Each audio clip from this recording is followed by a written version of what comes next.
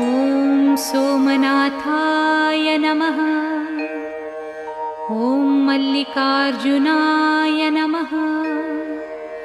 ॐ महाकालेश्वराय नमः। ॐ ओंकारेश्वराय नमः। ॐ वैद्यनाथाय नमः। ॐ भीमशंकराय नमः।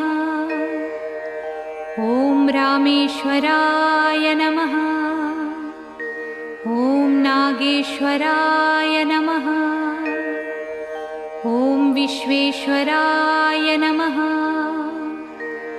ॐ त्र्यंबकेश्वराय नमः। ॐ केदारेश्वराय नमः। ॐ भुस्मेश्वराय नमः।